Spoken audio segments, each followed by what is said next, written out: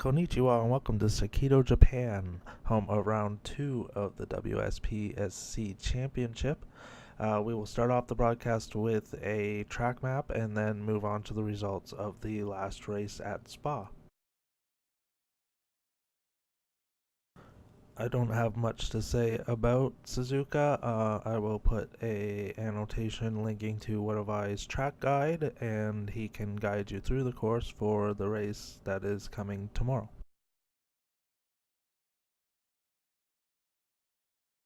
Up on your screen now you will see the qualification table from Spa. Red X got the pole for SMS Racing, followed by his teammate Apophis. Sulks from newly formed QOQ Racing starts in 3rd place, and Neville Wigbells is the highest qualifying racer L4RS. Now you will see the results of the race at Spa. Red X won the race and had the fastest lap. Nuno Santos came in 2nd, Apophis came in 3rd, Jet Pistol in 4th for Petroblast, Interceptor VTEC in 5th, Espen Gunderson in 6th, Will Fly in 7th, Slimew in 8th for newly formed QOQ Racing, Neville Wigbells in 9th, Hannes Wetterauer in 10th for Flatout Alliance, Jesus in 11th for Tashimo, and Whewww in the final points paying position for Team Unicorn Racing. As you can see, the Drivers' Championship pretty much filters through exactly how they finished at Spa. There isn't much to take note of here. And here are the current team standings. SMS Racing is dominating the team standings, followed by Petroblast and SRT in the top 3 positions. There isn't much news this week. There wasn't any major altercations off the track after the race, so we will move right on to our driver's spotlight with Hannes Wetterauer.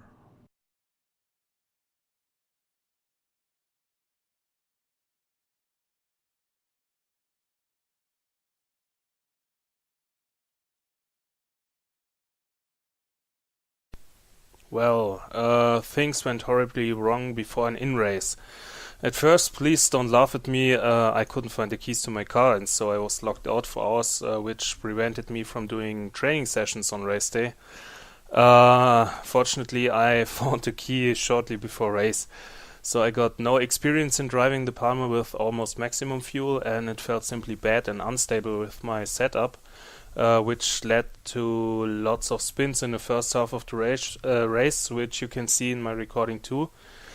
Second, I have to admit I was nervous when getting into my cockpit, as it was the first serious race of the new season and my first race with this car at all. My goals were pretty ambitious, and the team management pressure was pretty high. This and the fact that I didn't sleep much the night before a race made concentrating on the race really difficult. Last but not least, I can't remember any race in the past with close racing like this. I always got cars in front of me, behind me, on my side. I had to change my racing line all the time. You could call this a bunch of excuses, but as I'm not experienced in racing like Jussi or Espen, for example, who did a great race, I just need a good setup, lots of training and some clean air around me to do a good race, and yeah, that's why I kind of failed.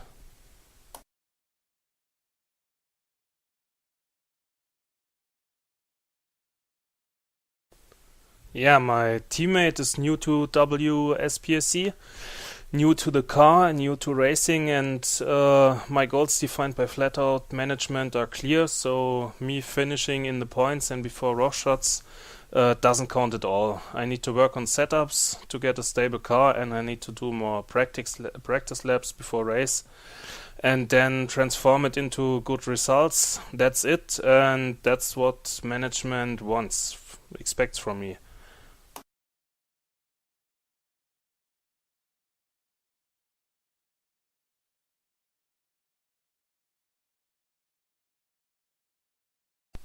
Thank you, and sure, if I concentrated only on driving, there wouldn't be any news, season schedule and rules would be a mess, and I think no one would be happy in WSPSC. If I concentrated only on organization, I would be worse in driving than I am already. It's not easy to find the right balance, but I try to do my best. Yeah.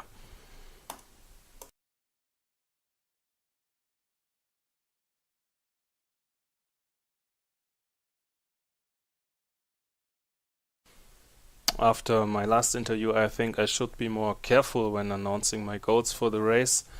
But one thing's for sure, I need to get into the top 8. Currently, I only did a few laps in Japan, working on my setup for qualifying, learning the corners, doing fuel tests, so I can't really tell you much about the track and my chances for the race at the moment, but in the end of this week, we should know better.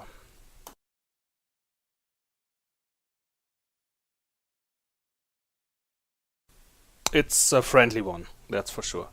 I just loved racing Neville and Mohammed in the last season, and I loved racing with Neville on Tuesday.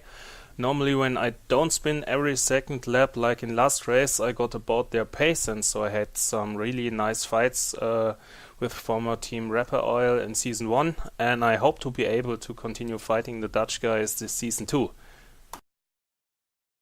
We also asked Neville Wigbales what he thought of the rivalry with Hannes Wetterauer, and this is what he had to say.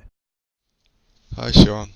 Yes, you could say that there's some rivalry forming between me and Hannes, because last season we were both in the same performance level in the same car, often fighting for points.